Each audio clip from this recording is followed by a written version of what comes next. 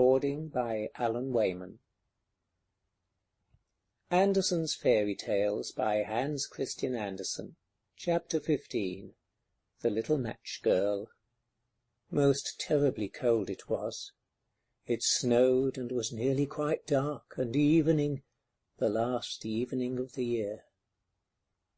In this cold and darkness there went along the street a poor little girl, bareheaded and with naked feet. When she left home she had slippers on, it is true, but what was the good of that? They were very large slippers, which her mother had hitherto worn, so large were they. And the poor little thing lost them as she scuttled away across the street, because of two carriages that rolled by dreadfully fast. One slipper was nowhere to be found. The other had been laid hold of by an urchin, and off he ran with it. He thought it would do capitally for a cradle, when he some day or other should have children himself. So the little maiden walked on with her tiny naked feet, that were quite red and blue from cold.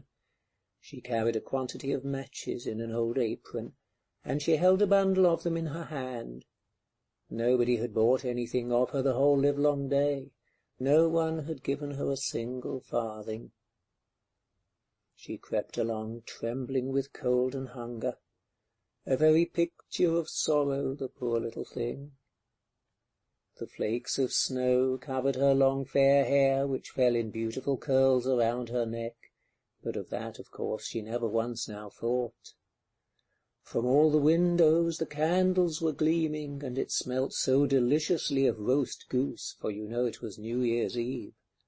Yes, of that she thought. In a corner formed by two houses, of which one advanced more than the other, she seated herself down and cowered together.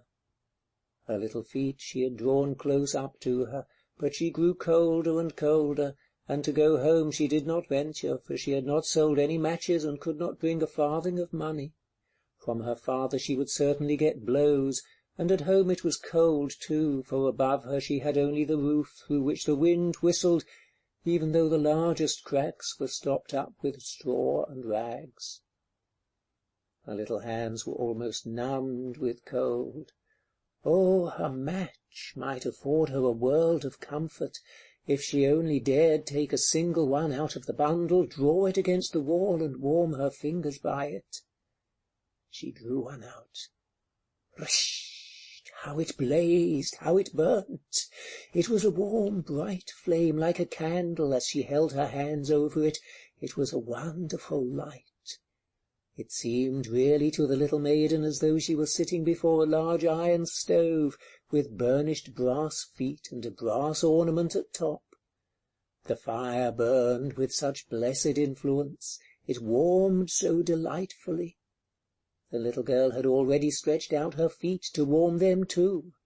But the small flame went out, the stove vanished.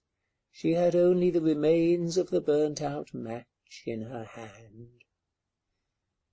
She rubbed another against the wall. It burned brightly, and where the light fell on the wall, there the wall became transparent like a veil, so that she could see into the room.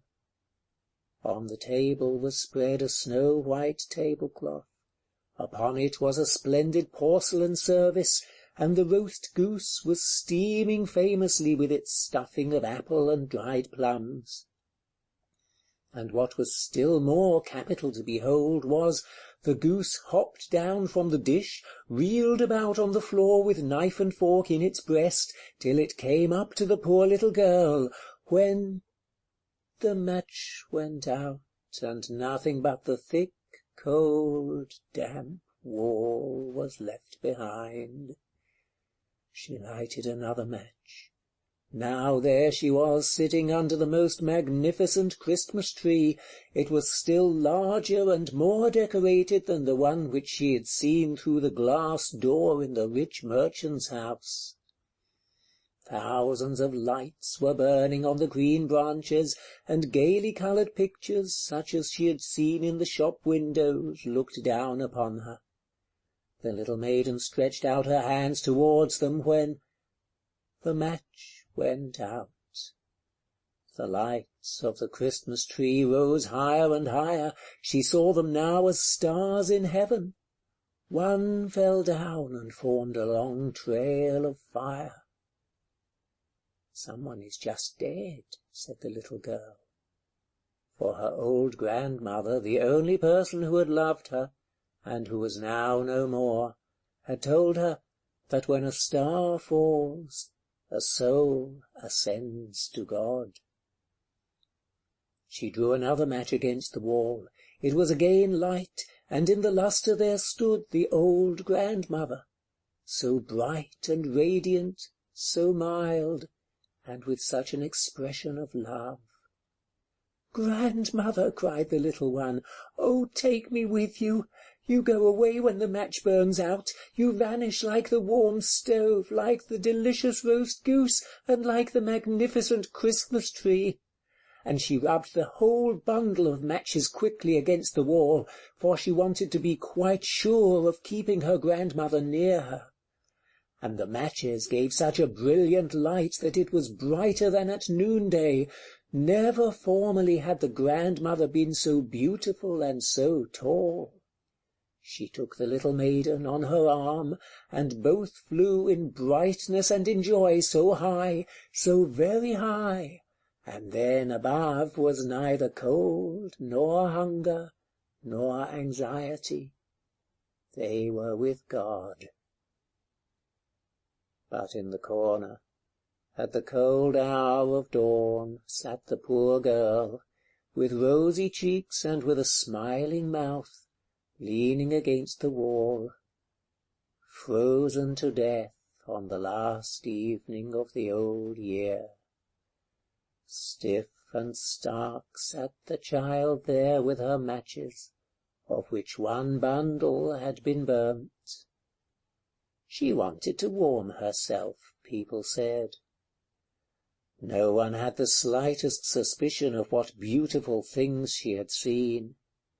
No one even dreamed of the splendor in which, with her grandmother, she had entered on the joys of a new year. End of chapter 15.